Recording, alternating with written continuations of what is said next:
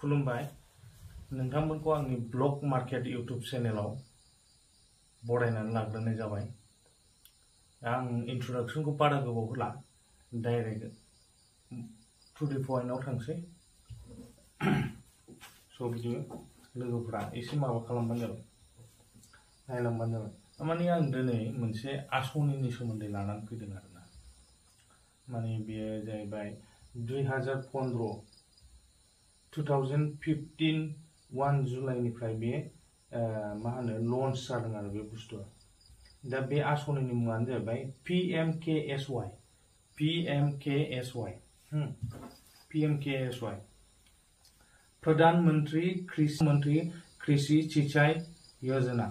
दा बे योजनाया जाहैबाय फार्मार्सफोरनि थाखाय आरो जायफोर आबादथिलियाव खामानि मावो बेनि थाखाय आरो।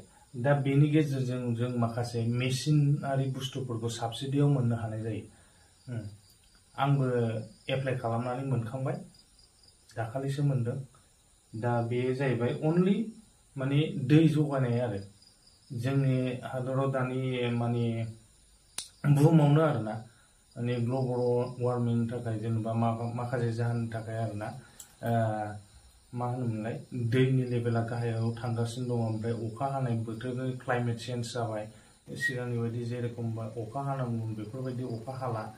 दा बेफोरनि थाखायखौ नोजोर होनानैनो जाहैबाय 2015 1 जुलाइआव माने सेन्ट्रेल गभर्नमेन्टआ मोनसे योजना लाबोदों। बे योजनानि नामानो जाहैबाय PMKSY। दा जोंनि दस्रा गुबुन हारिफ्राथ' बहुत एडभान्स, बिसोरो मिन्थिजोबो। मालाय गोजौ गिदिर हाई लेभेलनि अफिसारफोर दङ, बिसोर एवारनेस खालामो आरोना। दा जोंनि बर'नाव एवारनेस गैया। बुंनो थाङोब्ला जेन'बा मुस्लिम जाति, मुस्लिम ओमफ्राय जेन'बा बहुत जाति आरो ट्राइब, बिसोरो जाहैबाय माने एडभान्स आरोना बेफोराव। माने बिसोरखौ गाइड खालामग्रा मानसि थायो।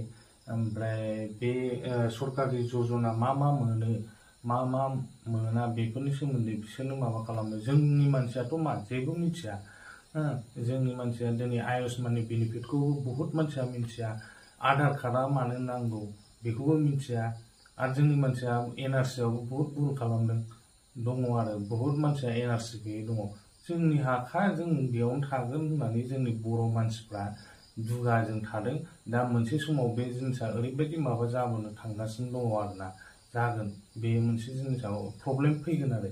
दिनै आधारजों पेन कार्डजों लिंक बानायनो थिननाय बेफोरखौबो इगनर खालामनानै थायो जोंनि मानसिया। दस्रा गुबुन जाति गासिबो एडभान्स, मा बियो बिसोर होजोबनो हायो, डकुमेन्टस मा बियो बिसोर होनो हाजोबो। माखासे फिल्डआव आं खामानि मावनानै मिन्थिदों आरो बे जिनिसखौ। जोंनि बर' मानसिना गैयिनि थाखाय थाबथालांजोबो। जे जिनिसा नांगौ खुथार बुंबाबो बिसोर मानिया। जेब्ला मोनखाङो जिनिस बायदिसिना मोनो, बेनिफिट्सखौ मोनो, होमबा दाय जालाबायनोसै, जोंनो मानो खोन्थायाखै माबा खोन्थायाखै होननानै। दा बेफोर जिनिसखौ जोङो एवेर जानांसिगोन आरोना, जों बुजिनांसिगोन, नायनांसिगोन। बे ससियेल मिडिया इउटुबफ्राव ओरैनो बे जानला मोनला आबां जाबां बुस्थुफोरखौ नायनानै लाब गैया। बेफोर आसनिफोरखौबो नायनांगौ बैसोर जिनिसखौबो माखासे इनफरमेसनफोरखौ लानांगौ। बेजों लोगोसे जोङो सरकारनिफ्राय मा आसनि मोनो जों बेखौसो नांगौ। जोंनि साधारन पाब्लिकफ्रा मा आसनिनि थाखायल' जोङो माबा स्किम गिदिर मावहैनो हाया, सोरजोंबा जों लोगो हमनानै थाहैनो हाया। जोंनो रायजो जानायाव जेनेबा जोङो सरकारनिफ्राय माबा मोनसे सुबिदा मोनदों, जेरै अरुणोदय, PM किसान, बेफोर जिनिसखौ जोंनि मानसिया बानायनानै लानांगौ आरो लाथारनांगौ आरो। दा बहुत मानसि PM किसान मोनैबो दङ जोंनि मानसियाव। दा बेफोरखौ बाद होनदो, गोलाव जायो। आं मालाबा एसे उनाव आं बेफोरनि सोमोन्दैबो माबा लाबोगोन, PM किसाननिबो लाबोगोन, बायदिसिनानि लाबोगोन। खिन्थु आङो नैबे भिडिअखौ माबायाव आंनि ब्लग मार्केट चेनेलावनो हगारथ'नांगोन। थारमाने आं गोदान मोनसे चेनेल खुलिनो नागिरदों। आंनि चेनेला ग्र' जायाखै, थेवबो आङो मोनसे गोदान खुलिगोन आरो बेनि थाखाय एक्सट्रा आरो बेफोरनि एवारनेस मोनसे चेनेल लाबोगोन आरोना। जेनेबा जेराव माने बेफोरनि सोमोन्दै सरकारि बेनिफिट्स ओमफ्राय बायदिसिना माखासे इम्परटेन्स इनफरमेसनफोरखौ आं बेयाव होगोन आरो निउस टाइमनिबो माखासे थागोन बेयाव आरो दा नायलांदो नैबेखौ आं दिनै PMKSY माने प्रधान मन्त्रि कृषि सिंचाई योजना आं माबाखौ बारा प्रनाउन्सखौ बारा हानो हायासै जायखिया PMKSY होननानै वेबसाइटआव आं माबा लिंकफोरखौबो होनानै बुंगोन आंनि डिसक्रिपसनाव जायखिया बेखौ बुयोब्लानो जों मिन्थिगोन आरो दा बुहुद बेनि सोमोन्दै इउटुबाव बुहुद हिन्दीनि भिडिअ खालामनानै दङ एसामिसनि दङ खोमा आं नुवाखै आरोना दा बे जाहैबाय मेनलि फार्मार्सफोरनि थाखाय आरोना फार्मार्सफ्रा बेनि गेजेरजों माखासे मेसिनारि बुस्थुफोरखौ साबसिडियाव मोननो हागोन आरो दा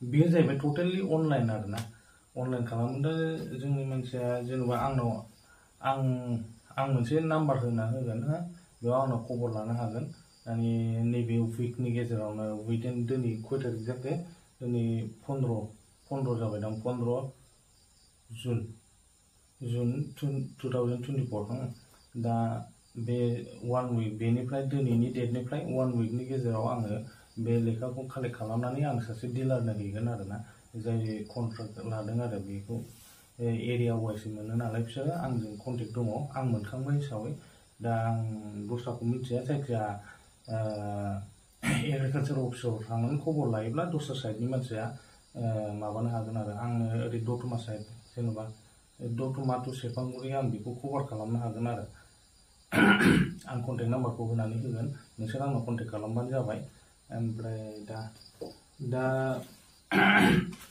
बेयाव मा नांगौ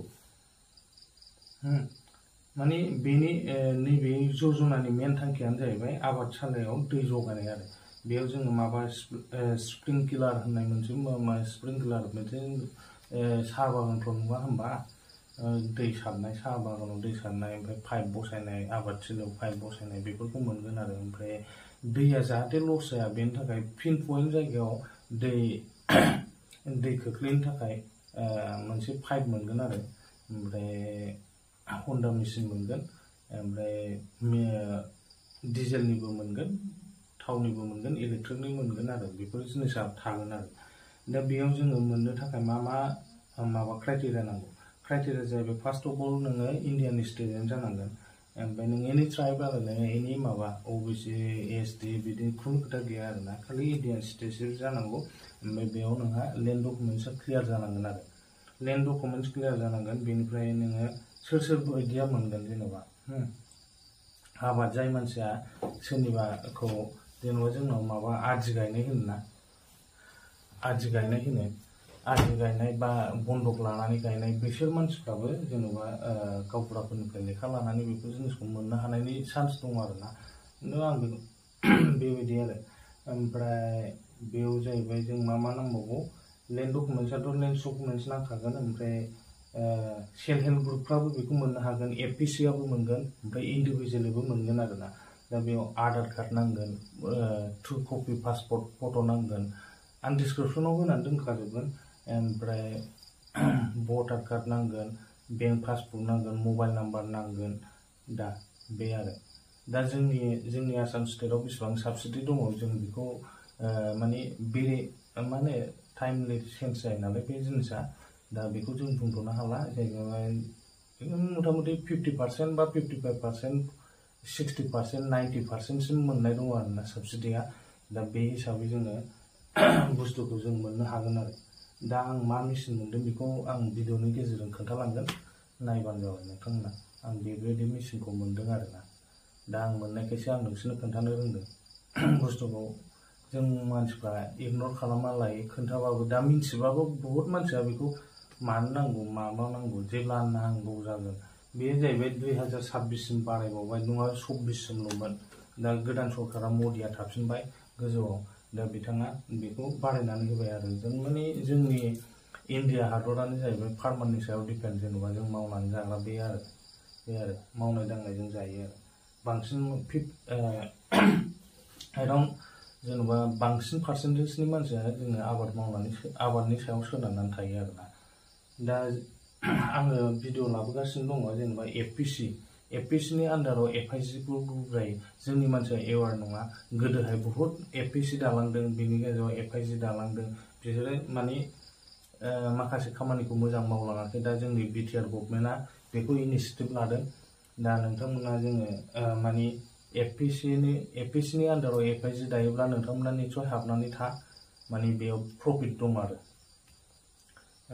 जिखुनु मेसिनारि बुस्थु बायदिसिना मावनाया नै फार्दार जेनेबा इन फिउचार आरोना, बे जिनिसा एफपिसिनि थ्रुयैसो जानानै फैगोन आरो।